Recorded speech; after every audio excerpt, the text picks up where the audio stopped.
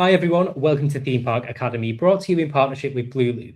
We go behind the scenes with the themed entertainment industry and speak with the people who bring parks, rides and resorts to life. We've got a really special episode ahead and I'm really excited for this one. It's very much up my street of things to talk about. We're going to be talking to Vala's Pumpkin Patch about the diversification of farming and about how the agri-tainment venue is going ahead into the future.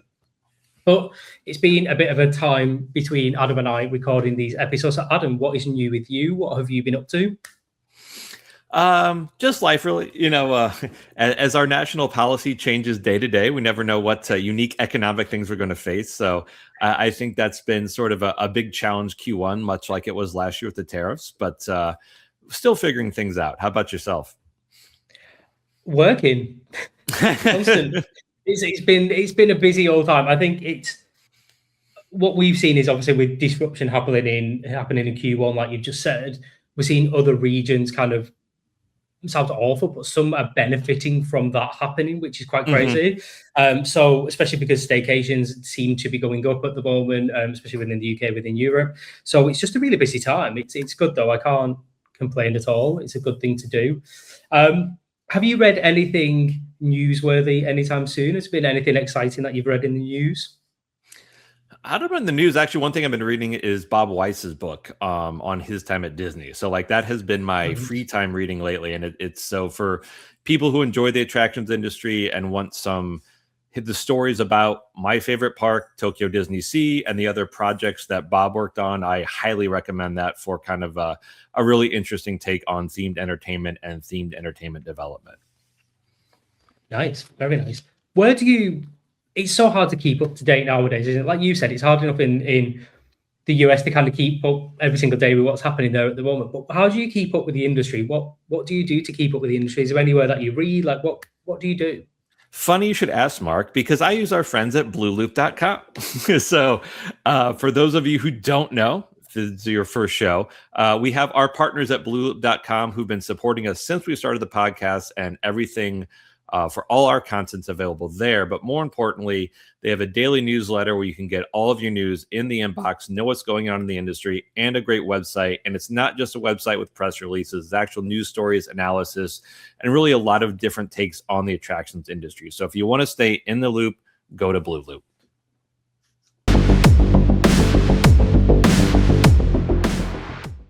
Hi, everyone. It is great to see you all today. Before we begin, can you please just do a really quick introduction to yourselves and the work that you do at Vala's, please? Yeah, my name's Uriah. I oversee a variety of different departments on the farm, from our retail, our admissions, our rides, attractions. So just kind of with the planning and development of a lot of the new areas. My name is Jill, and I currently am the ride area manager here at Vala's Pumpkin Patch, but I started out as a seasonal employee, and so have worked in a variety of areas, worked the various rides, attractions, some in retail, and admissions throughout the farm. Awesome. Thank you guys so much for joining us today. I guess the good place to start is, because we come to this from more traditional theme park, amusement park background, and while you guys check a lot of those boxes, it's certainly different in some ways. Can you tell us a little bit how the property has evolved over the years to where it is today? Yeah. So we started in, I think it was 1984, as it was really just you pick pumpkins and strawberries. And then that first couple of years, instead of doing the roadside stand, Tim started having guests come out to pick the pumpkins from the field. From there, we started to kind of evolve into like some kid haunted houses with some basic animation that you walk through and see. And then just add some playgrounds and food areas. And then more recently, we've been getting into mechanical rides yeah. Awesome. For me, it was fun because even though I've only worked here for 9 years, I've been coming for 22 years. My oldest daughter is 22 years old. And so it was fun for me as just a guest to watch the farm evolve over the years and change in that way. And it was just kind of a cool multi-generational appeal. Felt like we could come here with grandparents, parents, our kids. And I just felt like it just kept continuing to grow and get better each year. That's great. And I guess if you could look at one point or one or two in the park's history What would you say was the turning point to becoming more of an attraction like it is now? Because I look online at you guys' social, you have the rides, you have a bunch of food options and sell those, you have the pumpkin experience. So what was if there was one thing that sort of changed the trajectory of the property, what was that? I guess I'd have to look at a couple different things. It was probably around 96. It was before. So I moved out here and joined the business in 2009. So a lot of this is kind of hearing the history from Tim, my father-in-law. But in 96, they added the Country Bakery. It was our first real large food location. And that's where then they started making some of the different foods like cinnamon rolls and different desserts from scratch. And that really helped launch our food from just kind of your standard like ballpark hot dogs and that kind of stuff to being part of the experience. And then I look at I think it was 2004 was our first ride we put on the farm. And we put that on the other side of the creek that runs through the farm. So we added a bridge, and in the inside of that was a train. And then on the inside of that was several other attractions. So it allowed us to expand the footprint, add heavy in attractions. So, and in that is like some jumping pillows, some pedal carts, different more active attractions. So probably the attractions really started to expand and grow in that mid 2000s. And then in 2022, we added hard cider. So we produce our own hard cider on the farm. So we've got a winery license where we make that from apples we grow. And then that was the year we started we added 2 new rides that year too. So 2022 was a big year. Oh, wow. Expansion for us. And with that, I look at the property, and again, there are a lot of similarities, but also a lot of differences, like of 2 traditional amusement parks. So when you guys, are running the business day to day now, I guess, what are some values or approaches that you take to things that may be a little different from a traditional amusement park? Like, what are some ways of thinking that might be interesting for our audience? Yeah. A couple different things come to mind for me. One of the big things, it goes back to Tim's passion for landscaping. And there are definitely some parks that really do a good job of that. But you can't stand anywhere and see too many things all at once. We have lots of buildings. We have lots of the terrain. It's not flat. We're kind of built a little bit on a hillside. I've seen some parks where they're more built onto the side of a mountain than we are, but definitely the terrain, the landscaping, the trees. So it's just very visually appealing on the farm. It's one of the big things that I think makes us stand out and makes it a little different. And then also the blend of types of attractions. So we're starting now to add a few more of the rides and the mechanical stuff, but we have lots of playgrounds and lots of things where kids are really active. So the diversity of what we offer to people, I think, is what's unique about our industry. I would agree with that 100%. I mean, I think agritainment, right, thrives on like realness, working farms, seasonal changes, like imperfection is charm kind of in a way.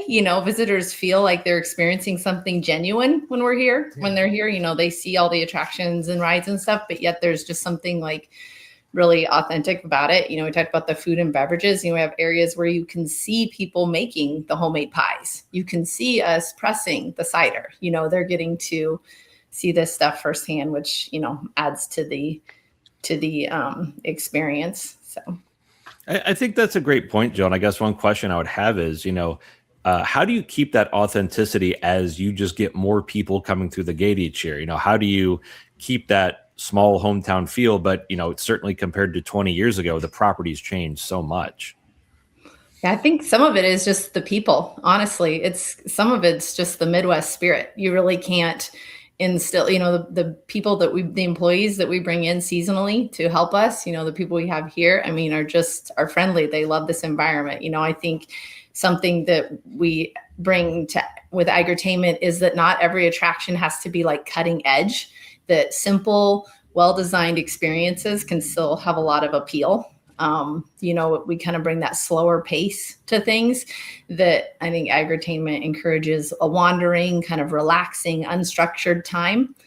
So then they're here and they get that. Like Uriah said, it's kind of just spread out, all the landscaping. you have these natural photo ops that people are stopping to take pictures, and the kids are jumping on a ride while the grandparents can just go over and sip cider.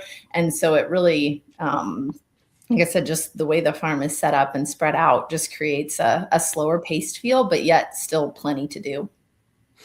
Yeah, and you use the term agritainment, which is agriculture entertainment. So for our listeners, but also like how do you guys see that industry as different from a traditional park setting? Like, what does agritainment mean to you in terms of a business model? I mean, agritainment's kind of defined as any farm that's bringing guests onto their property to experience the farm and be entertained at the same time. So it's a fairly broad industry within the attraction industry. Just kind of explaining it a little bit, but overall, I think it is the fact that we're almost like a theme park where ag is our theme. So we grow our own pumpkins, we grow our own apples, we do lots with the landscaping, we sell some cut flowers, we do mums, that kind of stuff. So it's kind of the theme park. And to me, I kind of distinguish like a theme park from an amusement park. And like an amusement park's more a lot of rides and lots of fun and great to do, where a theme park is maybe a few less rides, but kind of sticks to a story throughout a little more. That's where I think I look at us more as a theme park where ag is the theme. So, okay. Yeah, I think that's really key, because like the hands-on activities that we have, you literally can pick your own pumpkins. You can pick your own apples. You can, use the diggers in the sand. You can navigate your way through the corn maze. There's things that you're really doing, not just experiencing. Yeah, and I like that part a lot too, just because I haven't been to your guys' facility, but having, especially when my kids are younger, going to some, I do love the fact that it is this really nice mix of kids can get the energy out and get some good food, and also do some things as people live in the city, doing the pumpkins or apples at some places that, is not in our backyard. So I've really been impressed with the way the industry's grown, but especially you guys, just I'd say the scale and the pace. I know you've been doing it a long time, but it's really impressive just what a presence you guys have in the Omaha market now. Thank you. On the back of that as well, I'd love to kind of know from your side as well, how much have you seen the industry grow in the sort of last 10 or 20 years? How much has that agritainment industry grown? I mean, we go to different conferences and we see it. There's lots of new farms popping up everywhere.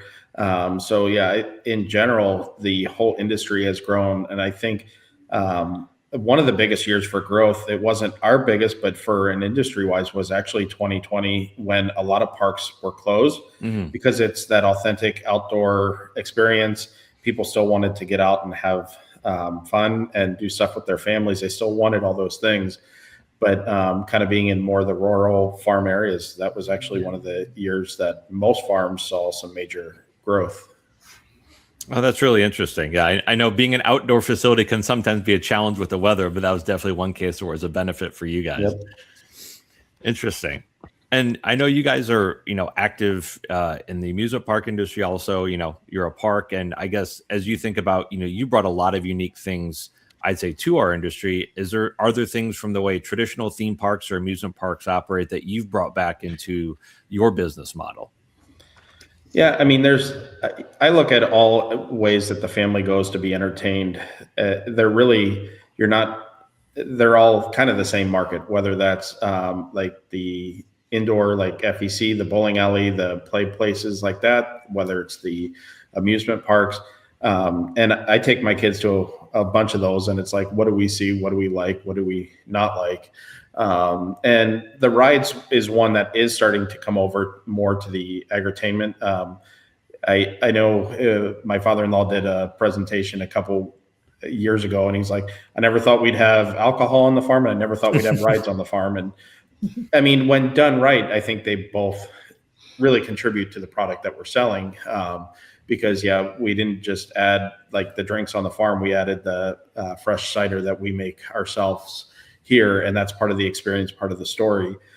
We added some kind of older traditional, like classic rides. So like the train, I said, was our first one. Then we did like the antique cars, the carousel, different ones like that would have been around on like kind of a country or a county fair back in like 50, 60 years ago. So, and that's even like our tractor rides. Joe was talking about the rides out to the pumpkin patch. We don't use modern tractors. All of our tractors were made in the 60s. So it makes the maintenance on them very difficult, but because I mean, some of the parts and all just aren't around, or the mechanics now, it's not what they learned doing, but it's what makes the farm kind of have that authentic feel, because we try to stick to that like mid 1900s farm stead look. So. And something I feel like that we've maybe also taken away from more of an amusement park is I do feel like, and our director of safety, can definitely be credited with this, but she's done a good job of making sure that we're preparing our staff to safely operate the rides, that they are being inspected regularly. I feel like that's some of what I've learned the most when we do visit some of these other amusement parks is, yes, we're a farm, we're creating kind of this raw, authentic experience, but we're not doing it at the cost of being safe. Everything is inspected and looked at, and ride operators are properly trained. And I would like to think that we do a really good job of operating the farm to really, really high safety standards, which then just improves the guest experience across the board. Most definitely. And obviously that had to be a bit of a change too, as your business evolved from more just kids hands-on activities and pumpkins to now you're having to do daily, weekly, annual inspections on rides. Definitely that business model had to shift somewhat in terms of resource allocation. Yeah, we definitely, we talked about the growth of the business and the growth of what we offer, but our staff, and Jill's kind of part of that, is like when I started in 2009, there was maybe 10 year-round people. We're at about 60 now. Number of, how many ride mechanics do we have, Jill? Well, we've got 5. Yeah. So, it's 5 ride mechanics. And they work on a few other things to help other areas of the farm in the off season, because we're only open about 2 months out of the year. But they're having to do the morning inspections, and so that was a big change, and just the labor was a big resource being reallocated. Yeah, people always say, "Well, what do you do in the off season?" And I I literally have read all 230 pages of the newest ride manual and, riding training and getting everything prepped and ready for our employees. And, like I said, just to make sure we can operate as smooth and as safe as possible. And on the back of that as well, obviously, it's a huge transition to go from being a sort of family business that is growing to becoming the scale that you are. How have you managed that as a team? How have you grown so rapid? It definitely takes a lot of planning. So we do some different meetings with different levels of leadership. We've had to create levels of leadership that weren't really there prior, because for years it really was just the family kind of deciding what they wanted to do, what we were adding, and the size we've got. Part of that is just kind of understanding that we can't be everywhere all at once. So that's where we had to hire good people, good leaders to be in those different roles and help make those decisions. So it's really incredible. I love seeing the farm park industry. Always fascinates me anyway. I love the farm park industry. And like you said, the lines are very much blurring between the amusement industry or amusement park industry and the farm park industry. They are really blurring more and more. So I always find it fascinating to hear that kind of like growth, especially when it is a family business, because there's obviously some hurdles that you would have in a family business that you wouldn't necessarily have in a more corporate unit. So it's always great to hear how you manage that. I want to change the pace a tiny bit. I'm a huge foodie. I love food and I love drink. And it's very obvious, speaking to you both, that food plays a huge part in the business, and the marketing online, especially for the business, is very food driven. How did it become such a huge draw for the farm park? It seems like it is a huge reason to visit is for the food. How did it become such a key aspect of the park? I mean, I kind of said a little bit ago that it started with like that bakery. And then once we added that, people started enjoying the food. And we, at that point, kind of figured out, it's like, well, you add all these attractions, which are great for the kids, but you also have to entertain mom and dad. So that's where adding the food, the cider was entertaining and adding value to them. And then, so Tim had 3 girls. 2 of them are both very food oriented. One went to culinary school. She actually helped launch our Pie Barn, which is probably our signature location for like made from scratch stuff where they make the pie crust, they make all the filling, they do all of that in-house here. So having 2 people within the family who are really passionate about food helped, I think, drive us forward there. Yeah, it's just a fun experience. And like Uriah said, with the leadership, it's been fun watching the farm grow. The family is still so involved and into everything, but at the same time, they're great leaders that they put in place in our food operations. They just do a good job making sure we're serving quality food on the farm. I mean, people really do talk about it, and they come out here. I talk to people in the off season. I can't wait until you guys open so I can get my pretzel. I can't wait until I can have the pie, the turkey, like, whatever it is. And it is a huge part of the environment out here. Well, and just like we go to the different trade shows for like the agri-tainment or the amusement parks, there's some food ones that our team goes to, and that's kind of where they find the different like better pretzels or that kind of stuff. And again, a lot of places will do like the kind of frozen soft pretzels, but we do a made from scratch one, and it is very popular. It's one of our more popular items that was added last couple of years. And like Jill said, people will ask when we're opening so that they can get that. Yeah, so much so that we offer a little food pass that people will come and leave their drivers or their keys. I guess sometimes they forget their driver's license, leave their keys up front. They can come in for 10 or 15 minutes, grab the food that they need, and then leave. And that's quite popular because people just are, when we're open, especially just out here, because they want to quick grab their fix and get their food.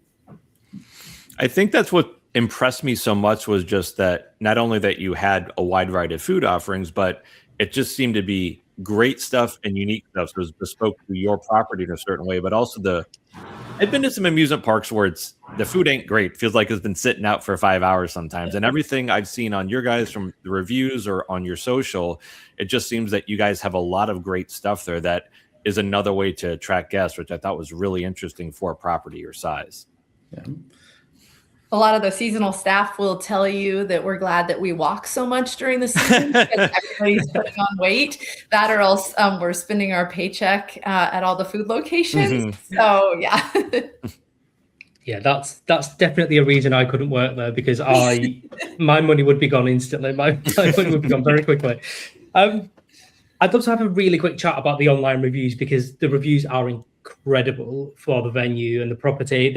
They really are stellar. And I really want to know how you keep the positive reviews coming in. Now, it's really difficult, isn't it? Because usually when people leave a review, people leave reviews usually to be negative, but yours are so positive and really, really fantastic to see. What do you do to keep so many people writing great reviews? I mean, I think a big part of it is the product we offer overall. My father-in-law, Tim, he's talked about it. We didn't usually, traditionally, we don't spend a lot in marketing. What we do is we reinvest in the product. If we have a great product, then people are talking about it. And reviews are almost the word of mouth advertising that we've relied on for years. It's just, it's able to reach a lot more people now. So by having always reinvesting, we're always, every year we're adding a new attraction. We're always adding some new food items. That's actually most people's first question when they come out. Well, what's new this year? So much that even on the map, that's a section that what did we add? And every year that has probably 3 to 5 things. Sometimes they're big, like several rides the last couple of years. Sometimes it's kind of redoing some of the older attractions, updates to them, or adding a new food item. But there's always, you can expect to always have something new each year. And I think that's what also drives guests to come year after year, not every 3 to 5 years or something like that. So I think, that's a big reason for the positive reviews, is just that we're always adding new fun things to do.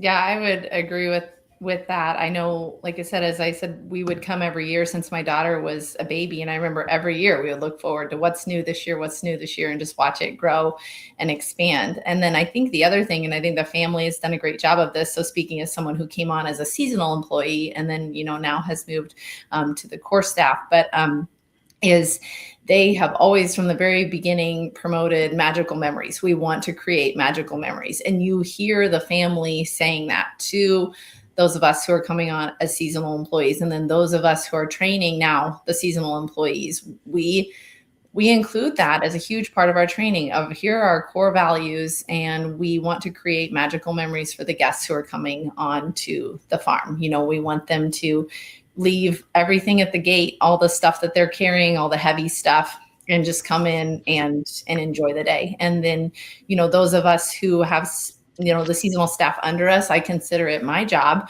to make sure that they are as comfortable and it is in a good place as they can be, so that then they can provide a positive experience for our guests. And then obviously if our guests are experiencing a great time here, they're experiencing connection, participation, authenticity, then they're going to leave those good reviews just because they had a great time. I'd love to touch on that a little bit more if we can, especially the magical memories. I absolutely love that. I think it's fantastic. I'd love to hear more about the training that happens and how you source these people. Are they largely local? I'd love to hear a little bit more about the sort of guest services side of the business. Well, I don't know, Uriah, he really started into interviews and then now is turning more of that over to us. I don't know if you want to start on that and then I'll. I really think it goes back to there's the term Midwest nice. And I think we are fortunate where we are in the country. People are friendlier in general in the Midwest than the coast. So I think we naturally have people that are willing and want to help other families have a good time. But then, we have a couple different people that do various trainings. And then you could probably, as Jill was talking there, you heard her and how excited she gets about it. We have some others that do the same in other departments. And then I think the other thing is when you do have that experience where it's not ideal for the guest, Jill does a great job helping that guest feel better about the situation.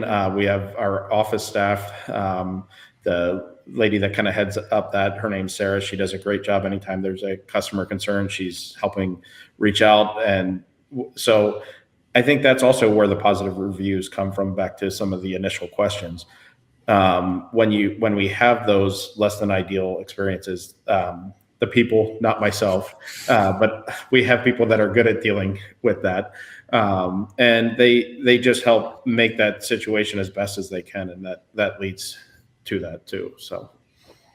Yeah, I think Uriah is absolutely right. We really do work as a team. And I mean, that's one of our core values. One of the things is we pull the wagon, and that's every one farm, one team, we each have our different areas that we're working in, but there's a complaint or something, Sarah at the office is helping with that, or, my director of safety is reaching out, or I'm, doing something, and we do our best there are certain, rules that we do have to follow for safety wise. But I remember like a slow day this season, I had a family with special needs. Their daughter wanted to have their daughter on this pillow with them. They kind of needed it clear. It worked out. It was a good situation where it wasn't a super busy day. I was able to ask the other guests, hey, can you give me just a few minutes so I can put this family on the pillow?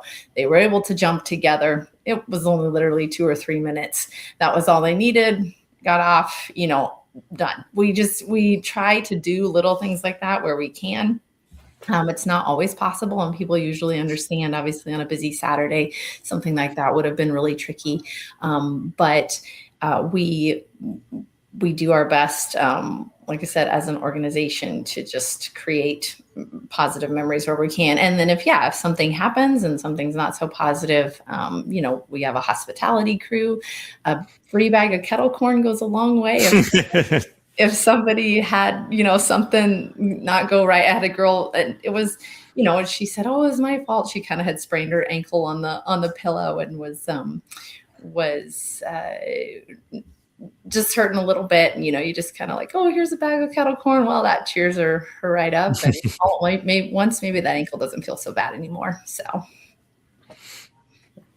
That's fantastic. I think one question I really, really want to ask as well is, where do you both see the future of the park lying? Is there anything that you're looking that we can talk about, that you're looking at a certain avenue down? Is it growing the venue? Where are you seeing that the venue will end up in the future?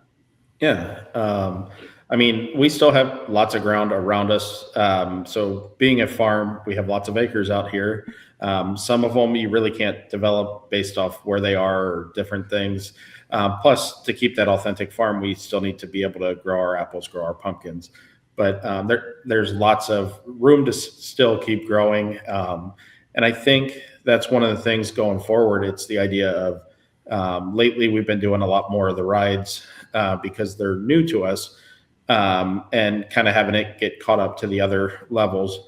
But it's that mixture of not just investing in growing one type of attraction. It's doing some different live entertainment, doing some rides, doing the park, like the playgrounds where the kids are active and running around and enjoying that, and then continuing to add new and different food areas that kind of tie to those themed areas. So yeah, we're working on some different themed ones this year.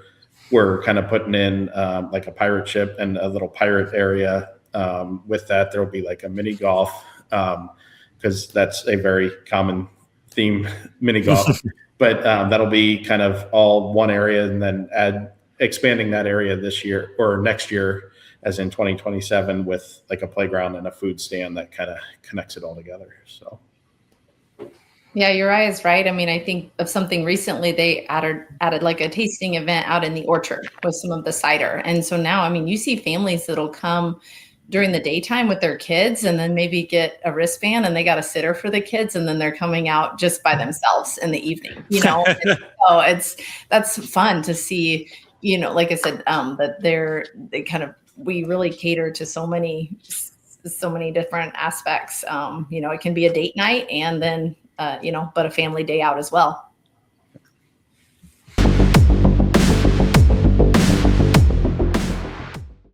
All right, welcome back. This is the Fast Pass round where we're going to ask our guest a few questions. So first, I want to ask both of you, whether it's amusement park, themed attraction, what do you think is your favorite that you've been to and why? It's hard to pick one, I would say. Sure. There's kind of two that come to mind. Silver Dollar City in Branson. It's very much our themed. They do a lot with the landscaping, and it is one that's truly on the side of a mountain almost.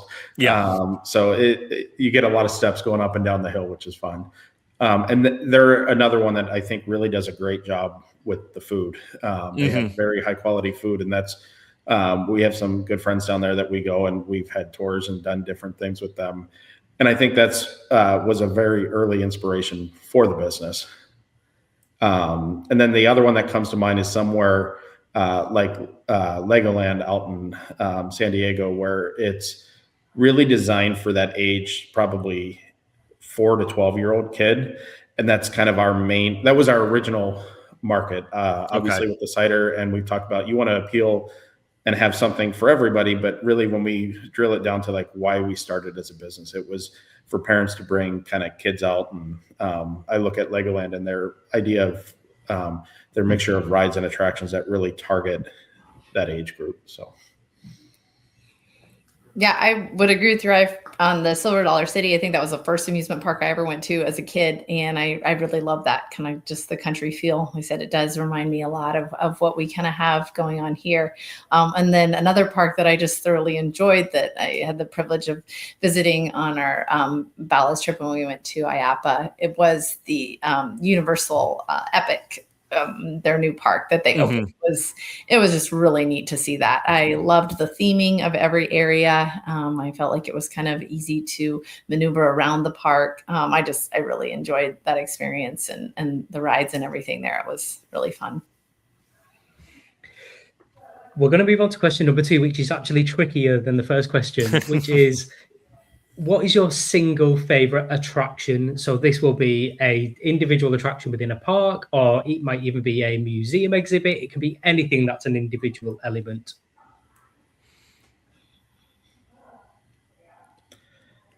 I'm going to have to go with the at Epcot, the Guardians of the Galaxy coaster. It's just a very unique coaster, and you're laughing the entire time because of the comedy aspect that's built into that. So it's probably not the fastest. It's probably not. I mean, it's a really great roller coaster on its own, but the comedy show that's almost built into the ride, I enjoy that one. Mine's going to be a lot simpler, but a lot of nostalgia built into this is going to be like your basic tilt-a-whirl. When we added our egg spinner, I was so excited because as a kid, I grew up in rural Nebraska. You're going to the county fair, and the tilt-a-whirl was always my favorite ride. And I would ride it again and again and again. And I tell my kids all the time, especially when we're training on the tilt-a-whirl, I'm like, how lucky am I that I get to ride this over and over again? But I really, really love that ride. And whenever somebody asks me, like, what's your favorite ride or what's your favorite? I was like, tilt-a-whirl. I literally could ride it all day long. So I really like that ride. That's awesome. 3 times in a row, Max. Definitely a classic for a reason. But that and the food should be separated a little bit. Yes. All right. Final question is: what's a key trend that you see in the agritainment business moving forward in the next 5 years?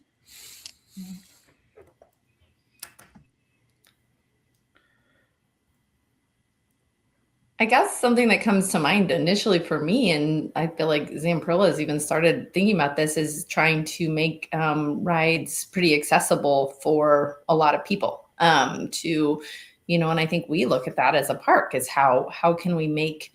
My mom is in a wheelchair. She has had MS since I was 3 years old.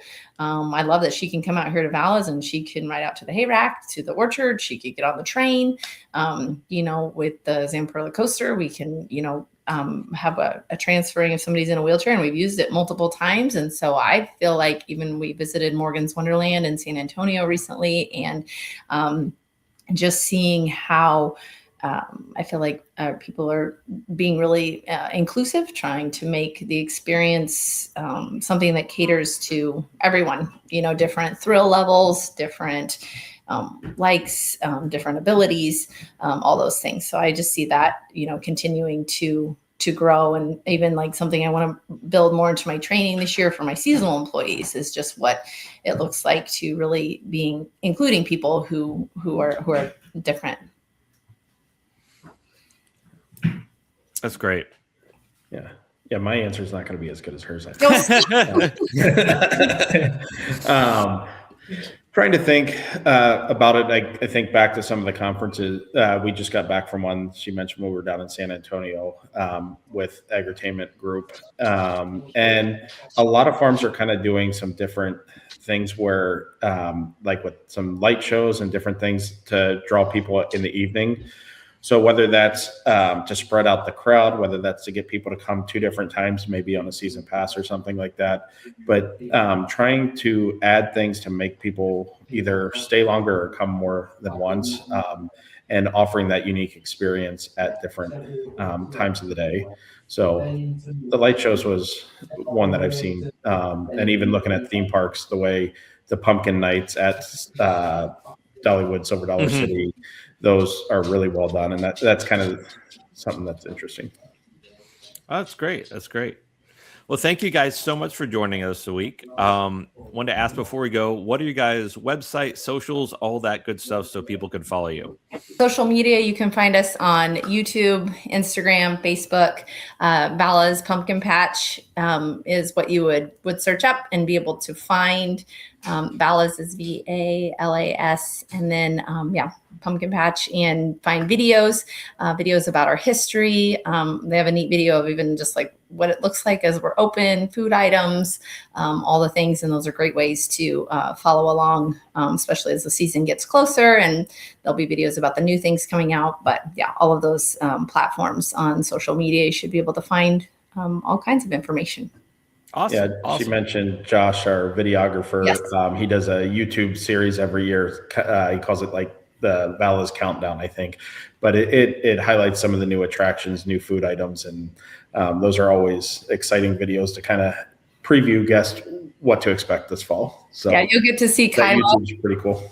Kyla, Uriah's wife, she is our director of fun, as we like to call her. So she's helps out with those videos and always brings a lot of energy and fun to things. That was something we got from another amusement park, the idea of like the preview show. And I thought it was a great idea. And then I'm like, yeah, you're the host, not me. So for everybody searching online, it's Vala, Vala's Pumpkin Patch. Take a look. And Mark, as always, is on LinkedIn. I am on LinkedIn too, and on Instagram at Roller Coaster Sales Guy. Thank you so much to the Vala's team, and thank you very much to our good hosts and friends at blooloop who host this for us every month, and it will be up on their YouTube page. Be sure to check them out, subscribe, and for all the latest news, follow them at blooloop.com. Thanks so much.